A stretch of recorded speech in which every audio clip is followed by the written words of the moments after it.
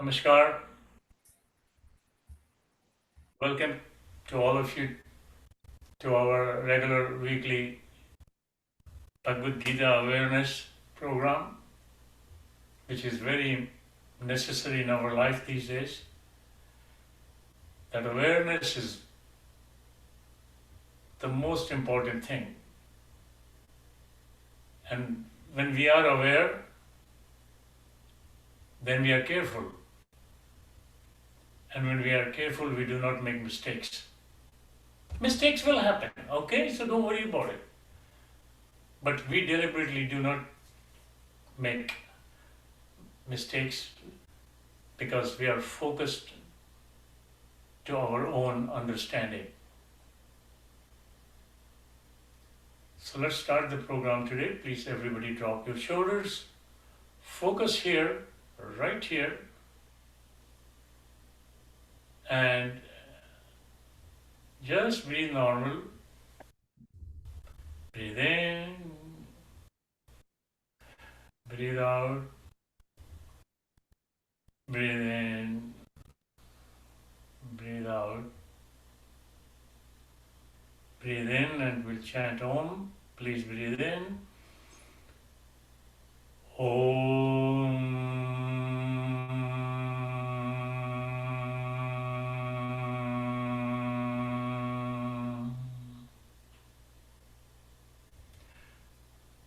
How we breathe is extremely important.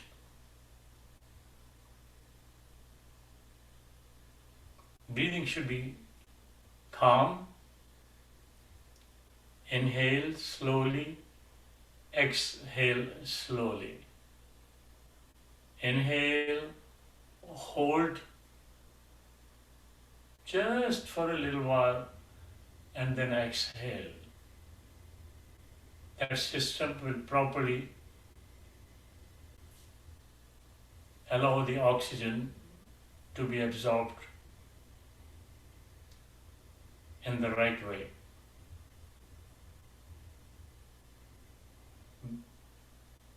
Bhagwan Krishna said that what is necessary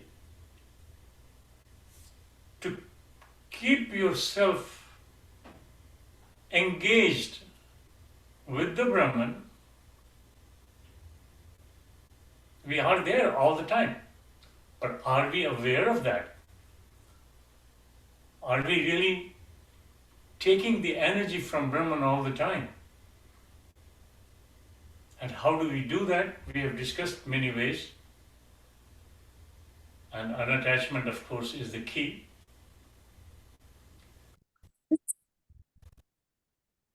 But the main thing is, he says, Eter vimukta kaunteya tamo dware, page look number 22nd, tamo dware sri nirbhara. These three enemies, there are five, but here he's talking basically about Kama, Krodha and Lobh, the desire, the anger and the greed. If we are very watchful of at least these three are called the doors to hell. Means if we are, what does that mean? Doors to hell. Means that if we are depending upon these three in our life, anger, desire and greed, our life will become hell. Means we'll be living a very bad life. May appear very nice in the beginning, but as these things start hammering, taking effect, our life will become hell. Anger, desire, greed. If you are keeping them in control, will they happen? Yes, they will happen. Let them happen, but you're always there to watch. I got to be careful. I remember a case where years ago, these people used to come to our program, and they had a little daughter, she was about 6 years at that time, and she also used to come to the program. And one day her father and mother had a little fight with each other, argument, and they were shouting at each other. And that little girl's, this is the true, okay? The girl's mother told me that, and father too. That the girl said, what are you doing? Go and look yourself in the mirror, like Gandhiji said. Oh. And I always say that when you are angry, just think for 1 second, look at your face in the mirror. Oh. You will hate what you look at. So she's telling her parents, why don't you go and look in the mirror? So they started laughing and the anger was gone. That is what is important. To be aware. The little child, remember. And remember, whenever you are in angry mood, don't even go and look at the mirror. Just think of the mirror. Just think of it. And you will automatically, you will see your face automatically. It will project your angry face. And you will look at it and you will say, oh my God, I hate that. So one way to calm down is think of the mirror when you are angry. If you can't find the mirror, okay. You don't need to go to the mirror. Just think of it. And that will make you visualize that how ugly we look as human beings when we are angry. यह शास्त्र विधिम उत्सर्ज्य वर्तते काम करता न स सिद्धिम आपनोति न सुखम न पराम.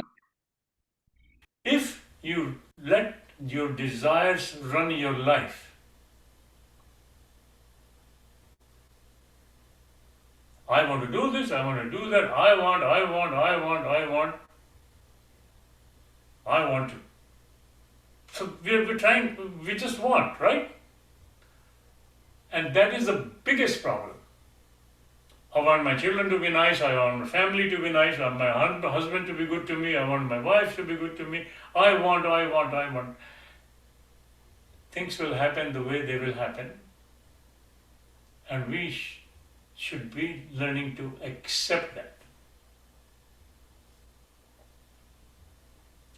In about 1 week, I'm invited to a program where there's a program about happiness in Toronto. So they've invited me to speak into that program, in the program. And I was just thinking, how would I start my program and how would I speak? And the first thing came to my mind was,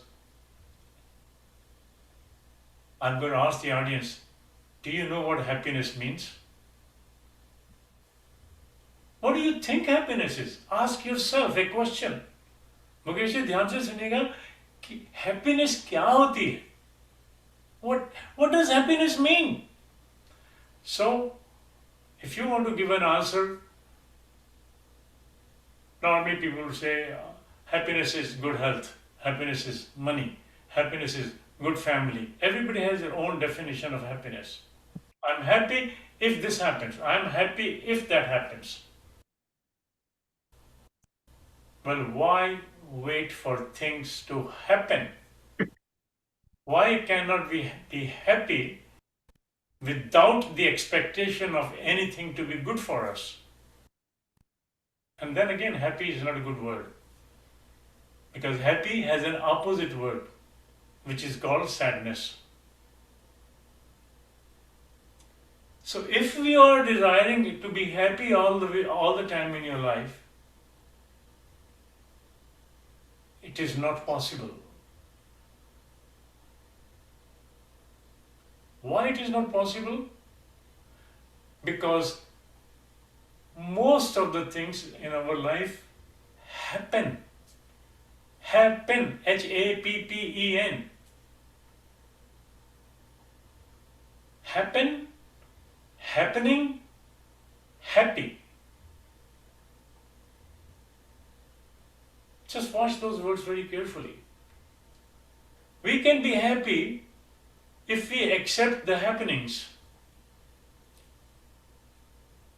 Well, everything except what you and I are doing is happening. The rain is coming down, the snow is coming, the cold temperature, the high temperature, the earthquake, the flowers coming in the spring, dying in the fall, happening, happening, happening. Correct? That is what we need to understand, that things happen. If we accept the happening, we will be happy. And that is why Krishna is saying that such a person who does not live with this principle and wants his desires to be fulfilled all the time, he will never be truly happy in this world or in the world where he will be going after his death and coming back. Na sa siddhivam apnoti, he will never be successful in the sense of leading a happy life. Na sukham, no happiness. Na param gatim, no getting to the source where you came from. So be very careful. So what do? This is the last sloka of chapter 16. He said, here is what you're going to do, or what you should do. Tasmat, that is why, Ichhastrama pramanam te karyavavasthito ज्ञात्वा शास्त्र विधानोक्तम कर्मम कर्तुम हर्षि. This is a very complicated slope. And what he's saying, that just remember, whatever has been written and explained in our Shastras, accept the teachings coming out of those. Sometimes people say, well, this religion has certain rules and this religion has certain rules. You have heard of 10 Commandments, right? They are made for a specific purpose. Why don't we, the Hindus, have that? Why there is no such thing as saying this, follow that, follow that, follow that, follow that? I will tell you why. Because in the original system of Sanatan Dharma, all those rules are automatically coming to the child by the sanskar given to the child by her parents. And it is also being fed to you by the Mother Nature. Remember Sattvic, Rajasi, Tamasi, the three powers, the three energies which always affect our life? We are always being told what the rules are.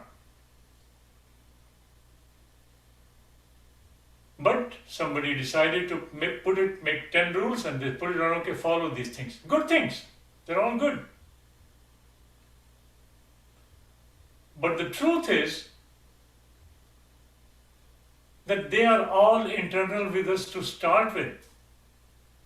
So now some people have laid down those rules as well. So now there are 9 rules of Sanatan Dharma. They really are not needed. But that's the same thing as the 10 commandments. Non-violence, love, share and care, courage, being friendly to everybody, the world is my family, etc., etc. But most of the time, the rules will come to you from your inside. Your inside will tell you, don't do this, don't do that, this is bad, this is bad. But then what will happen, the soul, like I told you before, I explained to you before, that has 7 qualities which our soul has. And soul is always sending messages through the mind to the brain. Remember, mind is just a portal, transmitting messages from soul to the brain. But this particular portal also has its own vibrations. So what it does is it kind of dilutes or whatever, it adds its own flavor to that. So this portal is not simply transmitting. Think of an HDMI portal which you connect from your cable TV to your TV. So what do you have? You have a router, they call it, right? So first that cable is connected to your router, and then from your router it is connected to your TV. So what does the router do? Router means exactly what? Router means to route, to pass from one to the other. It's like this is why you heard the word Route 91, Route 189. What does the route mean? Route is simply a passage. Router is your router. Our brain is like a router. But it's a little smarter than router. So our brain has its own energy. It's not like a simple router. So the 7 qualities, stability, eternity, bliss, truth, knowledge, love, purity, cleanliness, etc. 7 total. Always sending messages to the mind, and the mind puts it to the mind is the router. It's routing the messages, but it's adding its own flavor to it, which is the unfortunate part. And I will explain to you at some time later on that why is that? Why our mind behaves like that? Welcome, Riddle. Why our mind behaves and tells us to do bad things. Even though we all know that soul is pure, has got 7 qualities, then why do we do bad things in our life? That's the flavor added by the mind. By the way, this is the first time I'm delivering the message to you directly. This is the first time the word router came into my mind. About the mind is a router. It's all blessing from Brahman, who feeds us the information. Just like Krishna was speaking to Arjuna. He's speaking to you all the time, speaking to us all the time. It's for us to realize and appreciate that. He said, Gyatva Shastra Vidhonaktam, the way it has been explained in the Shastras, your karma should be according to that. Of course, this is a sloka. It has to be explained. It's a code language.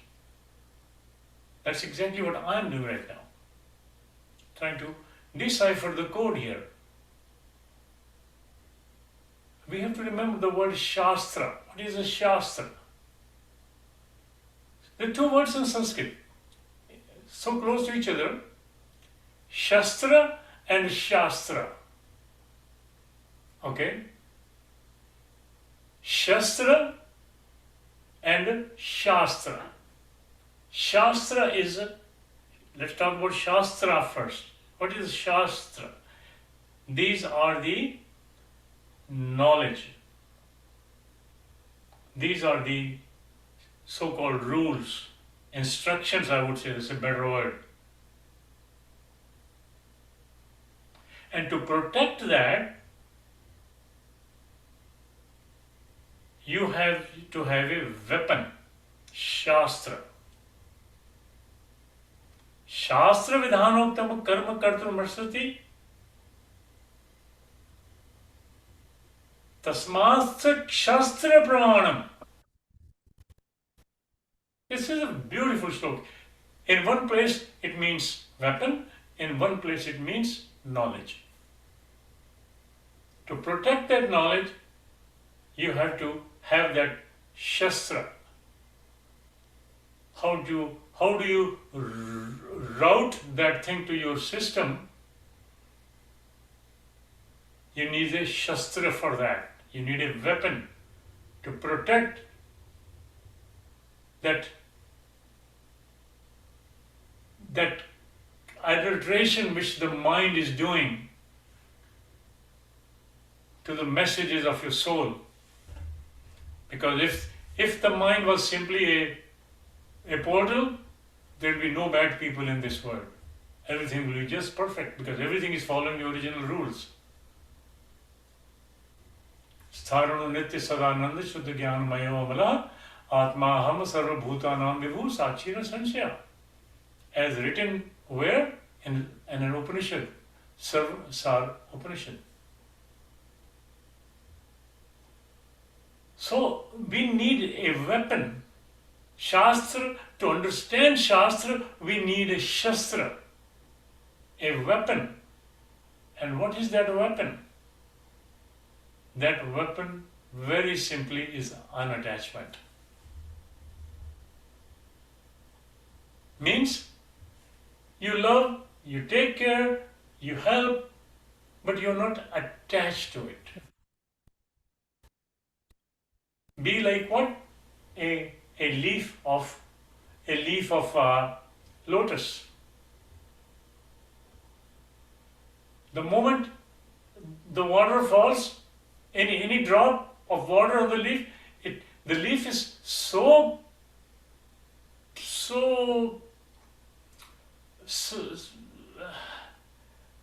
I don't know what's the word in English, but like both is so slippery that the moment the water falls, it goes away, and that drop of water does not affect the leaf at all. So think of yourself as the leaf, and think as all these worldly attractions as those drops of water, and let them simply go through that. Remember last week I explained about how does a spider work. The bugs get caught into the web, but the spider doesn't get caught into the web. Why? Because it's only walking on the surface. It's putting its legs in such a way that it does not go into that. That's what we have to be, on the surface. Let all these things come, let them slip out. Let's go away, let them go away. Not difficult. Not difficult at all. Many gurus have said this, that be like the leaf of the lotus. Nothing stays on that. A drop of the water falling on the leaf. I'll give you another simple example which you will easily understand. You all have cell phones, right? So what happens when somebody calls you, and you can see on the phone that it will say there's an arrow and there is a tick mark, and then when a message coming from outside, it shows like this. When you don't receive it, it goes out, right? The same way when you call it, on that arrow, it goes the other way. So what is that arrow doing? That arrow is simply saying, look, the message came, or you sent a message.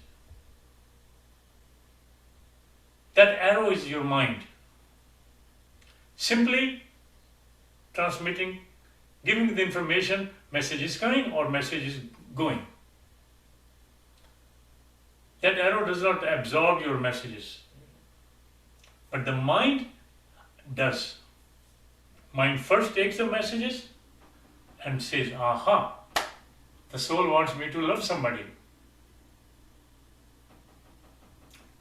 So he talks to his assistant called intellect. Hey, tell me, should I send it or not? So intellect is now thinking. And then intellect says, yeah, call him. Or, no, don't call him. So the moment intellect says, do whatever you do. So then the mind gets that message back again, and now mind is going to another department,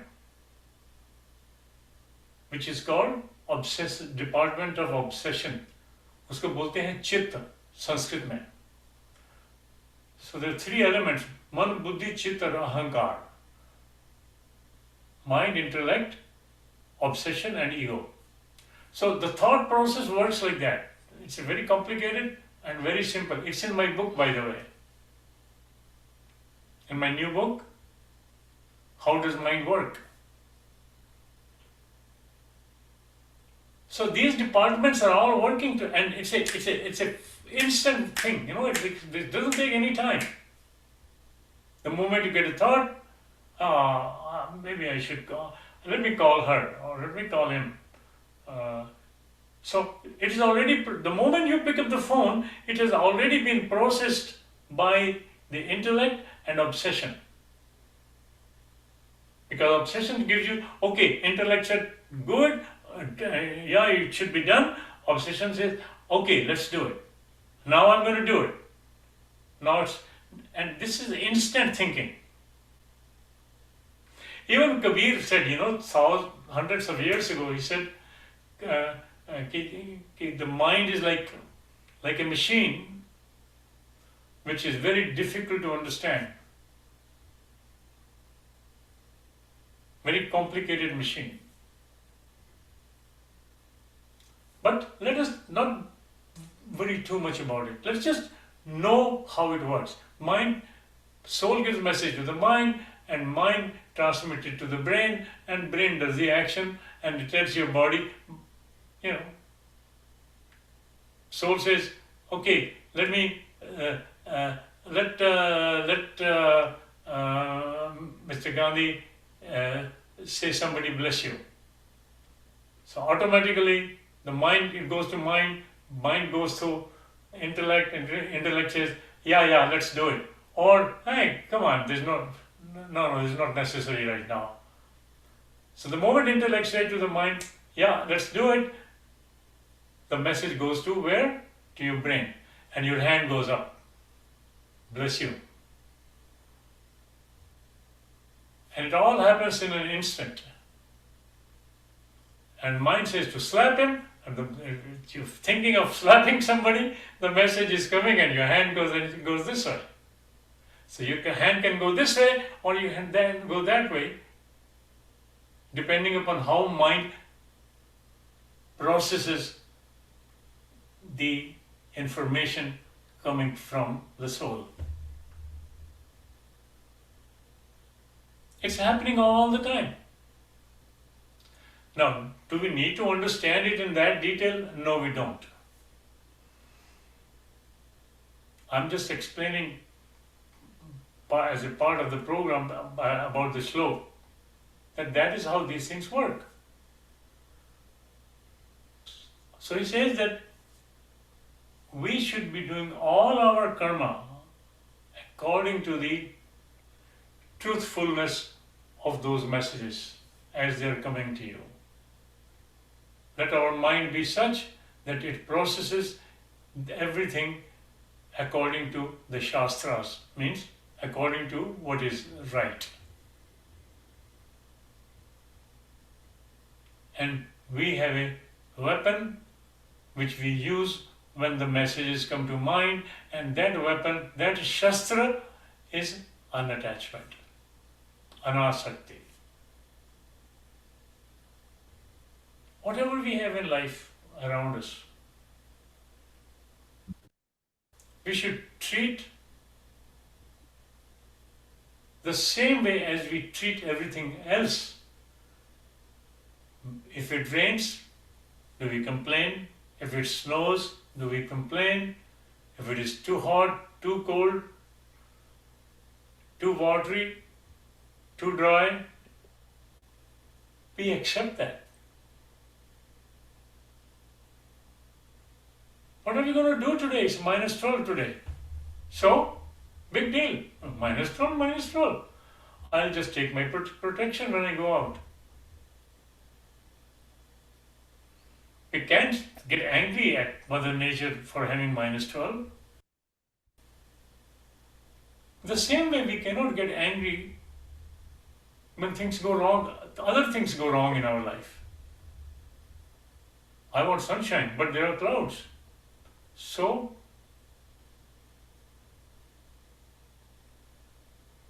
accept. That's the key. And the other word for that is surrender. So when you surrender, then to the one you surrender will definitely have a sympathetic attitude, because the one you have surrendered to has no choice but to accept your surrender. So surrendering to Paramatma, which is called Samarpan, which we should be doing 24/7, accepting everything as it is being presented to us. That's how the life is unfolding. Accept it.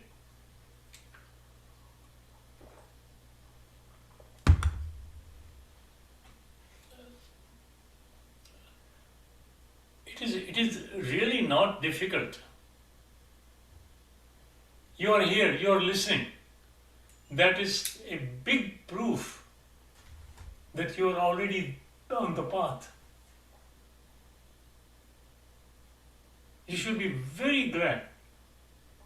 Like I told you before, why there are not programs like that all over? The answer is there cannot be. Because the universe is designed to have certain systems to work and certain systems not to work. Those positives and negatives both have to be there.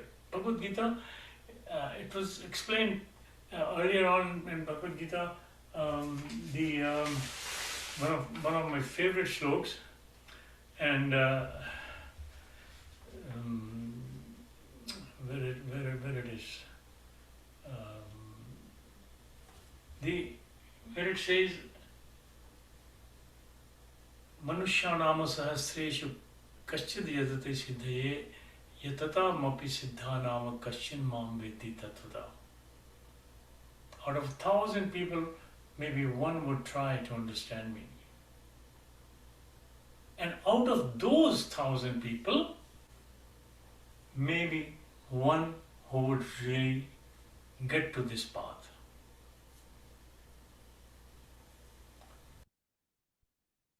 It's that particular shlok. I think it's chapter 7, shlok number 10, something like that. And this is the key. And that is why there will be not too many people who would be doing this kind of thinking, which kind of thinking I am talking about. There are books, yes, but do people follow? No. Because out of 1,000,000 people, maybe one person.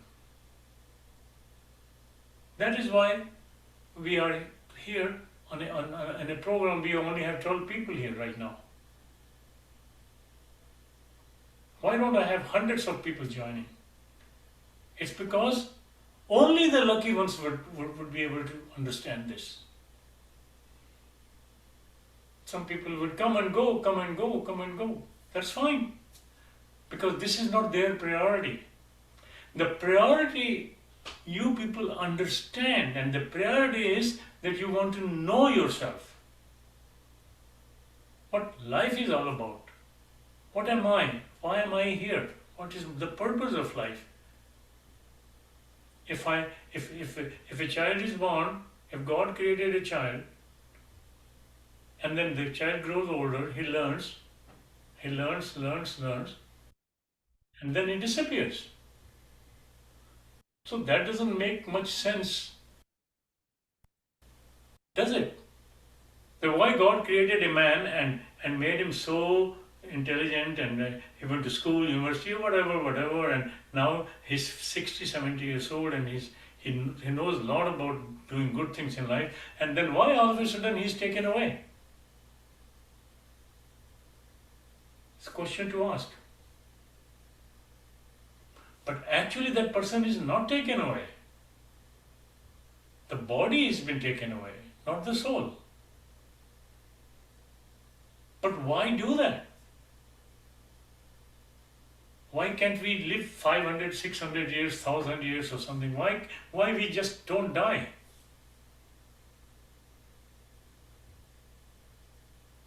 Here's the answer. According to the nature, the body has to follow a certain pattern. From the childhood, छोटे से बड़े हुए, बड़े से बुढ़े हुए, बुढ़े के बाद क्या होना है? और बुढ़ा होना है? Can you imagine yourself living 250 years? Because body is going to just go down eventually. That's the law of the nature. About 80, 85, 90, things start slowing down. And according to the current research, I don't have the exact number, but body cannot sustain itself after 120 years, around that. 123 years. That's the maximum a body can live. So the good part is that then we will get refreshed in a new body and start further journey.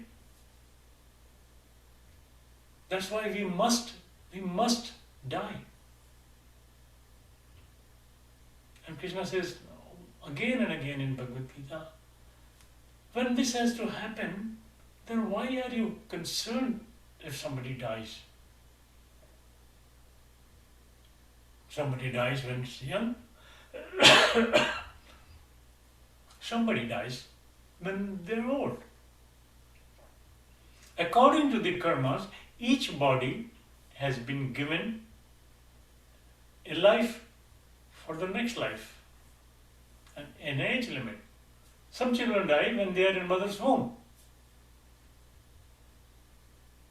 because they have already crossed the time they were supposed to be there. So why worry? Why worry when somebody dies, no matter what age? Because their time is up.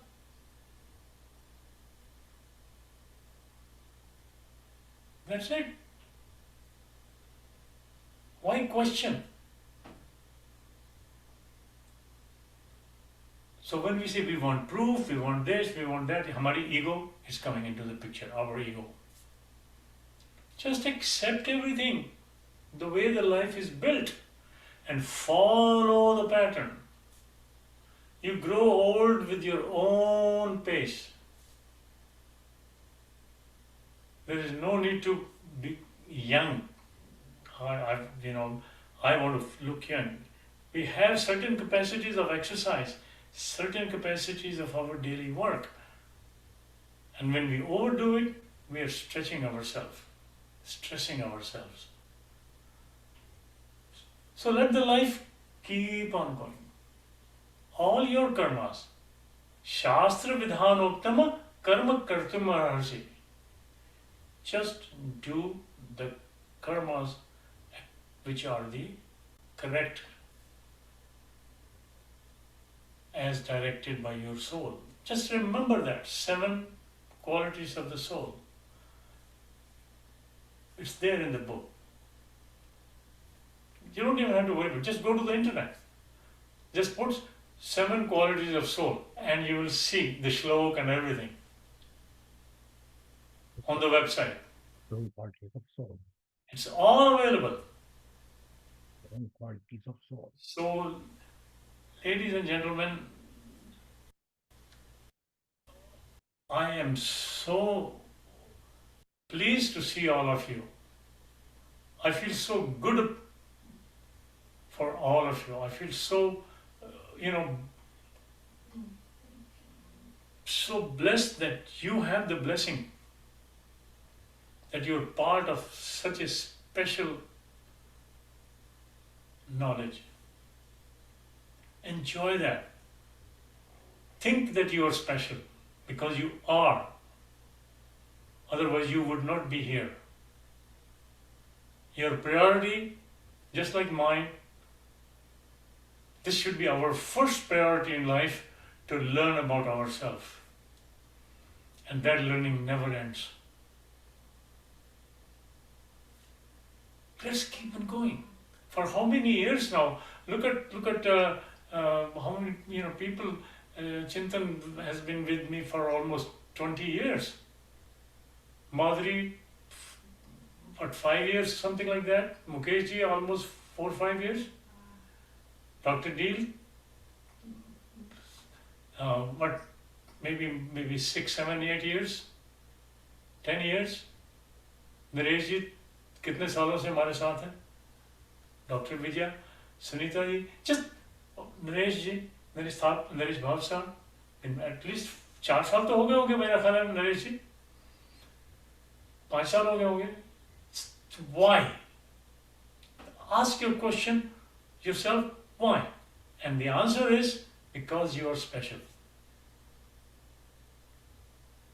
You have been given this special energy to follow a program like that. Whether I do it or anybody else does it, it does not matter.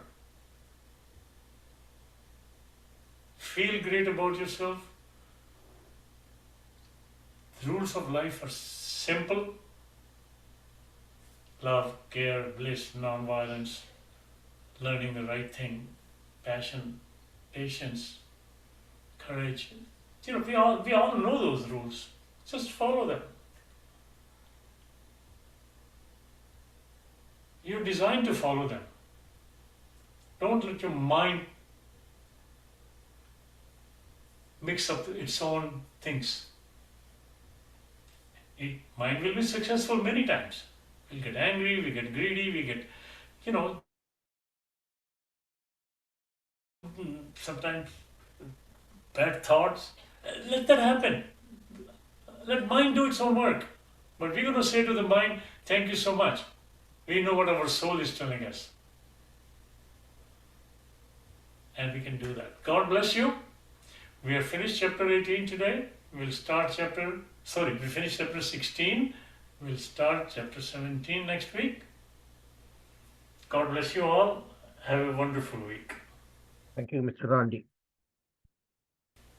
Chintan?